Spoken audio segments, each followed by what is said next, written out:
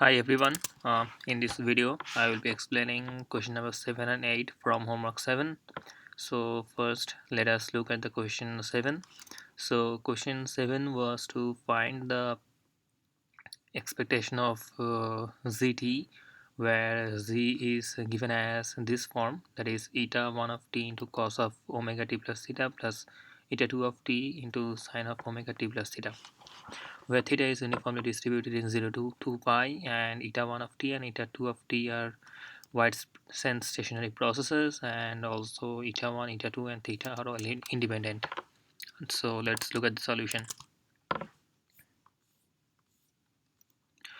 So as eta 1t and eta 2t are wide sense stationary processes, that means their expectations are constants, which we write down as expectation of eta 1t equals to eta 1 and expectation of eta 2t equals to eta 2. So now let us calculate expectation of zt.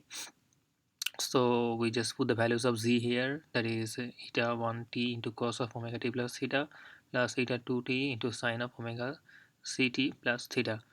So now as this is a linear sum of two random variables, so we separate that into two parts, and as we see eta 1t and theta are independent, we can write these in terms of separate multiplication. So we write it as expectation of eta 1t into expectation of cos omega t plus theta. Similarly, for as eta 2t and theta is independent, so we write it as expectation of eta 2t into expectation of sine omega c plus theta. So we take the integration from 0 to 2 pi of cos omega ct plus theta, as theta is uniformly distributed from 0 to 2 pi.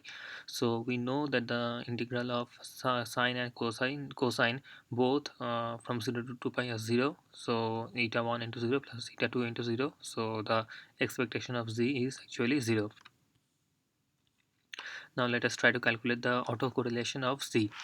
So autocorrelation of z can be written down as r of t1 t2 equals to expectation of zt1 into zt2.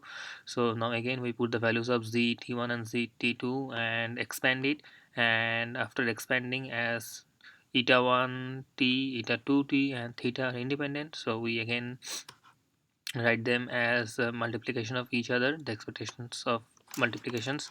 So finally we derive into this equation, where r eta 1 tau into expectation of this term and plus eta 1 into eta 2 t into expectation of this term plus eta 1 into eta 2 t into expectation of this term, and plus autocorrelation of eta 2 tau into expectation of this term.